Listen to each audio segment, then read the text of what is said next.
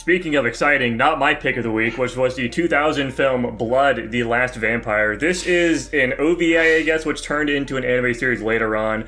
But the TLDR of this is we have some girl, I don't know her fucking name. It's probably not Blood, that'd be stupid. But she's a vampire. She's like the progenitor of vampires or something, maybe. And she's just been tasked with killing 2 or 3 vampires that have showed up in Japan near a military base.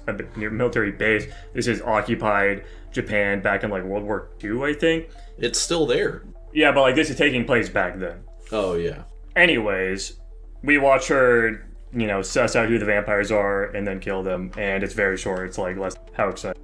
Fun fact, originally this was supposed to be a 3-part OVA, but because of time and money restraints, they only animated the middle section. Okay. How stupid. So, and you can very tell that this is just like the middle chunk of like a broader story. Yeah, when we first started watching it, was literally like, are we missing? I feel like we're missing context. Like this is like part of some anime series, and then the ending of it is terrible too. It's just like some massive cliffhanger. So like, what the fuck are we watching here? That makes a lot of sense. They're using a lot of terms that like you wouldn't inherently be familiar with. Like they say the word like in chore debates or something a bunch of times, and they never explain what the fuck that is. I can't remember what Torrepidons is. That what the fuck? Yeah, cordo dates or some. It's some weird like. It's some word that only exists in this movie that we would, as an audience, would need explained to us at some point. I was also gonna say, are we expected to believe that Saya is a vampire? Because I at no point during this movie was given evidence to believe so. Also, are we also supposed to believe that the things she is fighting and killing are also supposed to be offshoot vampires?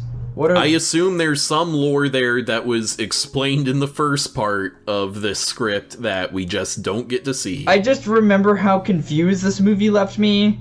It was super awkward. Nothing was explained, and there was just a lot of nonsense going on. And it was like I don't know if I like, but they didn't have some weird arbitrary method of kill. I mean, I guess it was kind of arbitrary method of killing the monsters, where it's like, oh, don't shoot them, it has no effect. The only way to kill them is for them to lose a lot of blood fast enough.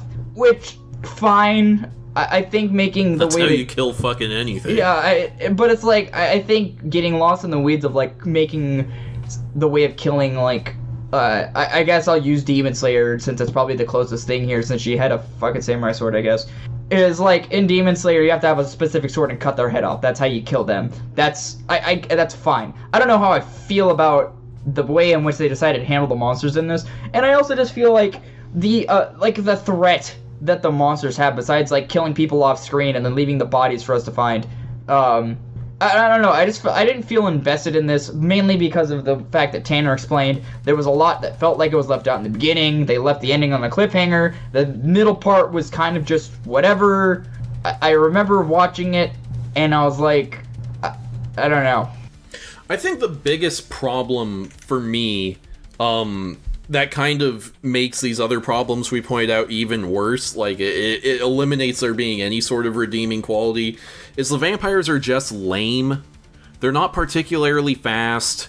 They're just kind of strong. They're not like, crazy supernatural strong. They don't seem to have any interesting powers except for like, the one grows wings at the end, which was kind of neat, but like that's at the very end and for all of 2 minutes. I mean, they didn't shapeshift into fucking humans, I suppose. It just, but pretty boring. We're used to vampires looking like humans is the thing, like if the vampires had some interesting powers and therefore the action scenes were cooler, I could forgive some of the plot issues, but like we don't even trade off a sensical plot for like really bombastic action or anything.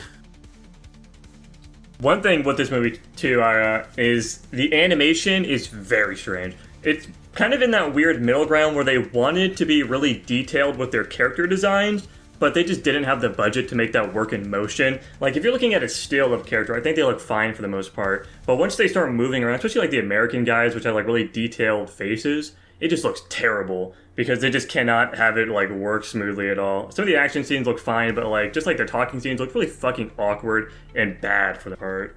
Yeah, speaking of the talking, like, you know, I'm the biggest dub defender out here, but yeah, the English voice cast for this was not super great. Dog shit. I thought so I messaged you guys, obviously you saw that. I was very also conflicted and confused. It's not the fact that they were alternating between English and Japanese. That wasn't the problem.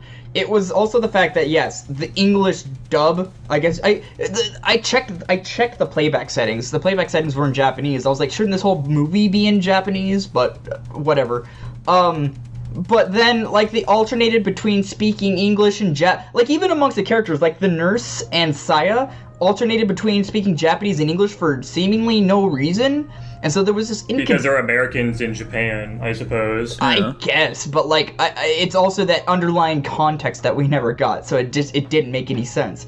And I guess the actual context is she looks like a Japanese chick, but she knows English because she works for the Americans, and they assume that she was going to be speaking Japanese, looks Japanese, but she speaks English, so they start speaking. I mean, I guess, but it's also, yeah. I don't think it's that big of an issue, but the English definitely does sound absolutely atrocious. It was awful. I mean, not all the Japanese voice actors were great necessarily either.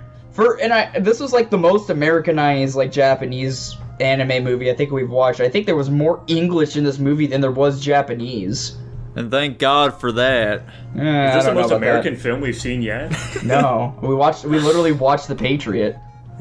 Understandable. Forgot about them. Okay. I mean, I guess I can't even preface with this anymore.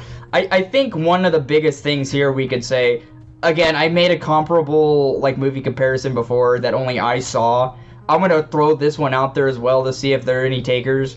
This was like, did I think this was better or worse than Wicked City? Does anybody like? That is also something that I'm thinking about too. That's the biggest comparison I'm drawing here. Even though, like, you know, the films are quite different, but, you know, violent anime movies from, like, around the same era, they'll draw comparisons. Yeah, and I feel like Wicked City was probably better. The problem is that Wicked City is also much longer, so I guess I would prefer to watch this since I don't really want to watch either one. True. Tanner gave me a bewildered look. What was that about, Tanner? I'm gonna be honest, my gut reaction was like, dude, what are you talking about? How would you ever, like, not, like, even get confused over which of these are better? And then I thought about it a bit more. I'm like, oh, okay, I can... Maybe you're right, because, like, Wicked City has a plot that they do explain. It's self-contained. The action scenes are better. It does have a lot of weird stuff. Like, it has a rape scene that I'm not particularly enthused about. Yeah, I mean, I feel like the offenses... Quite a few rape scenes. I feel like the offenses that Wicked City has are different than the offenses that this movie has for completely different reasons. I think there was much more meat on the bones in Wicked City, whereas compared to this, there were just a lot of confusing like points for many reasons. And now I need to see how I ranked these two it was relative to each other. The rankings were pretty disparaging between me and you and then them. I'm curious to see what Jackson's gonna rate this, because I don't know. It sounds like you didn't like this as much as Wicked City, but I could stand to be corrected, I suppose. My rankings line up relative to how I feel about them. I was definitely pretty negative. I think this was actually kind of entertaining in the end, which is a crazy thing to say. I was actually kind of engaged with it. I think the idea behind what they're doing is interesting. Obviously, the Achilles heel to this entire movie is just the fact that we're lacking an absurd amount of context. But I did have some intrigue about what was going on. I think vampires are cool as a concept. I was curious about why she did what she did at feeding the vampire. I'm curious what her place feels more than the story. It actually kind of made me inspired to watch the anime a bit, just for some more context. I do like this art style too. Like I did mention, in motion, it looks really bad. In some instances, but I think the action was pretty good for the most part. They did some interesting things with it, with some of the setups. But yeah, I personally like this more than Wicked City. I think Wicked City had a lot of very large sins that I could not look past, whereas this movie is much more benign, generally speaking, for me. And yeah, I guess I'll kick us off then with a solid D+. Whew.